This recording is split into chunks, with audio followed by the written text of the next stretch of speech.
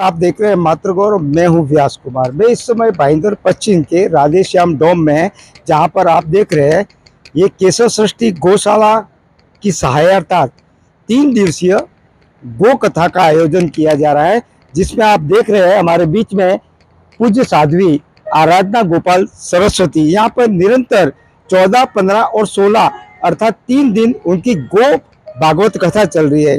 गौ माता भारत का प्राण है और जब तक इस देश में गौ माता का अस्तित्व है तब तक यह देश निरंतर भगवान श्री कृष्ण के संदेश का संवर्धन करता रहेगा। यहाँ पर आप देख रहे काफी संख्या में यहाँ पर गौ भक्त उपस्थित है, क्योंकि गौ माता, मैंने जैसा कि पहले बताया, गौ माता भारत की प्राण है और केशव सृष्टि जो गौशाला है वो भारत की टॉप गौशालाओं में से एक है, जहां पर गौ संवर्धन होता है। गिर नस्ल की गाय है और करीबन 200 गायों का वहां पर निरंतर गौ संवर्धन होता है और उस गौशाला की सहायता ये यहाँ पर गौ कथा का आयोजन किया जा रहा है। केशव सृष्टि गौशाला सहायता राधेश्याम डोम भाईंदर पश्चिम में आयोजित इस गो कथा में गो कथा के शुरू होने से पूर्व गीतानगर स्थित सालासर बालाजी हनुमान मंदिर से एक विशाल शोभा यात्रा निकली, जिसमें करीब 300 और एक कलश लिए हुए और पीले वस्त्र धारण किए हुए बहनें गीतानगर से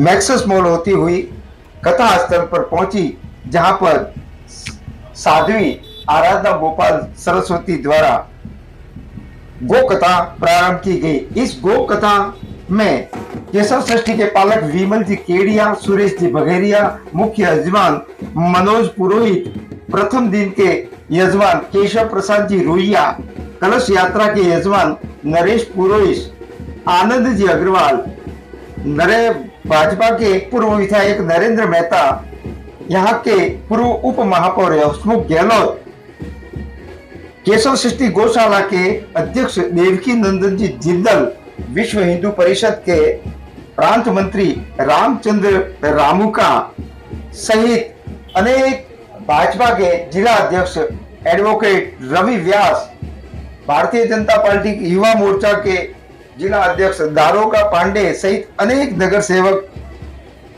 राधेश्याम डोम में आयोजित गो कथा कृपा कथा को सुनने के लिए पहुंचे, जहां पे साध्वी आराधना गोपाल जी का यजमान परिवार की ओर से स्वागत किया गया। उसके पश्चात कथा शुरू हुई। व्यक्ति की सोच कुछ भी हो सकती है, पर सत्य बात हमेशा एक होती है और सत्य बात यह है कि गाय माता कोई जानवर नहीं, गाय माता तो जान है हमारे हिंदुस्तान। गाय माता कोई पशु नहीं, प्राणी नहीं, बल्कि प्राण है, वैदिक धर्म की शुद्ध पहचान है। और पूर्ण सत्य जानना चाहो तो गाय माता तो भगवान की भी भगवान है और अवतारों की भी अवतार। आप कहेंगे हम कैसे मान ले कि गाय माता भगवान है? भाईंदर में तो खूब गाय माता सुनी नजर आती है। हमने तो आज तक किसी भी गाय माता के तन में भगवान के दर्शन किए ही नहीं। हम कैसे माने? तो देखिए, इन साधारण चमड़ों की आंखों से हम देखेंगे ना तो वैसे भी भगवान के दर्शन नहीं होंगे। बताओ, इन साधारण चमड़ों की आंखों से कभी किसी को भगवान के दर्शन हुए होते? नहीं हुए। आप मुझे एक बात बताओ, आप सब मंदिर जाते हैं क्या? कौन कौन मंदिर जाता है? जरा हाथ ऊपर करें। अरे वाह, नीचे करें। सब मंदिर जाते हैं।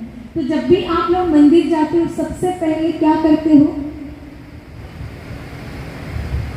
घंटी बजाते। जब भी कोई व्यक्ति मंदिर जाता है तो सबसे पहले मंदिर की सीढ़ी पर, मंदिर की चौखट पर भोग लगता है, प्रणाम करता है, फिर अंदर जाके घंटी बजाएगा और भगवान की मूर्ति के सामने दोनों हाथों को जोड़ के आंखों को बंद करके खड़ा हो जाएगा। यही करेंगे ना? अब आप मुझे एक बात बताओ, आप इतनी दूर से पैदल चल के गए, पैरों को तकलीफ दी, समय को बर्बाद किया, फिर आंखों को तो खोल करके दर्शन करना चाहिए ना। कि आंखें बंद करने का फॉर्मूला आपको किसने सिखाया? क्या किसी पंडित जी ने ट्रेनिंग दी? या फिर किसी मंदिर की दीवार पर लिखा होता है कि कृपया मंदिर में आए तो आंखें बंद करके दर्शन करें, कहीं लिखा होता है क्या?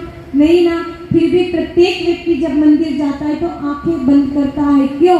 तो देखिए, हम स्वयं हमारी आंखों को बंद नहीं करते हैं। मंदिर में बैठे हुए परम पिता परमात्मा हमको प्रेरणा देते हैं कि बोले जीव, इन साधारण चमड़ों की आंखों से तू मुझे देखेगा तो मैं तुझे परमात्मा की जगह पत्थर और भगवान की जगह सिर्फ रंग बिरंगा भाटा नजर आऊंगा। कुछ देर के लिए तो इन साधारण चमड़ों की आंखों को बंद कर तो मैं तुझे हरि रूप में, प्रभु रूप में दर्शन दूंगा।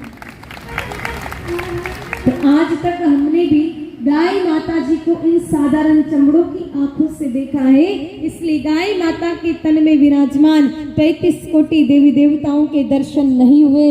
काश हृदय की आंखें खोल करके देखते तो दर्शन भी हो जाते और हमारे जन्म जन्मांतर के दुखों को भगवती गौ माता सदा सदा के लिए मिटा देती। लेकिन दुर्भाग्य रहा कि ऐसी भगवती गौ माता को हमने झांझकर समझ लिया है। गौ माता से दूर हो गए जुड़ने की बजाय। और बात भी सत्य है, अगर किसी भी चीज को जानना है ना तो सबसे पहले उससे जुड़ना पड़ेगा। बिना जुड़े किसी भी चीज के बारे में हम पता नहीं लगा पाएंगे। देखो, आपने बारिंदर में बिजली के खंभे, बिजली के पोल तो देखे होंगे, सबने देखे होंगे। उन पोल पर जो तार जा रहा, वो तार भी आप सब लोगों ने देखा होगा। क्या उस तार में जो करंट जा रहा, जो विद्युत जा रहा, वो आपने देखा है क्या? बोलिए, नहीं देखा है ना। या तो हम उसको किसी बल्ब से जोड़ेंगे तो प्रकाश के रूप में दिखाई देगा, किसी पंखे से जोड़ेंगे तो हवा के रूप में महसूस होगा, किसी पेंसिल से जोड़ेंगे तो दृश्य के रूप में दिखाई देगा। तो अगर ज्यादा ही जानना, ज्यादा ही मानना, ज्यादा ही समझना तो फिर 2-4 मस्त क्वालिटी के झटके लगेंगे ना तो वैसे पता चल जाएगा कि तार में करंट है, यानी कि तार से जुड़े करंट का अनुभव हुआ। उसी प्रकार से हम भगवती गाय माता से जुड़ जाएंगे तो गाय माता के तन में विराजमान 33 कोटि देवताओं की शक्तियों का अनुभव भी हमको हो जाएगा।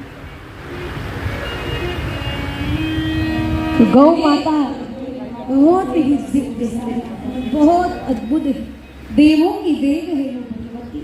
और ऐसी भगवती की कथा हम सब सुन रहे हैं। कुछ लोग अभी मेरे सुनिए थे तो बता रहे थे कि दीदी पहली बार ये कथा सुन रहे हैं। नई कथा है, एकदम नई कथा के कितने लोग जुड़ रहे हैं। गौ की कथा पहली बार हो रही है, राम कथा, भागवत कथा तो पुरानी, लेकिन गौ कथा एकदम नहीं। लेकिन सत्य बात यह है मेरे भाई बहन कि सबसे पुरानी कथा ही गौ कथा। कथाओं में कोई कथा है सबसे पुरानी, वो गौ कथा है मेरे भाई बहन। और गौ कथा सुनने से, गौ कथा सुनने से और गौ कथा करवाने से, जितने भी यजमान बंधु बैठे ध्यान से सुनना, गौ कथा सुनने, गौ कथा करवाने और गौ कथा कहने से मेरे भाई बहनों उस व्यक्ति की 14 पीढ़ियां उसी समय तिर जाती है। ऐसा ही मैं मेरे मन से नहीं कह रही हूँ, ये मेरे भाई बहनों अग्नि पुराण के 292 और 293 अध्याय के 5वें श्लोक में लिखा है कि सिर्फ गौ कथा सुनने, गौ कथा करवाने और गौ कथा कहने से ही उस व्यक्ति की 14 पीढ़ियां। और मेरी भाई बहन गौ कथा इतनी महान है, प्रत्येक व्यक्ति की समस्याओं का समाधान करती है। असल में ये कथा नहीं, ये लोगों के दुखों को मिटाने की व्यथा।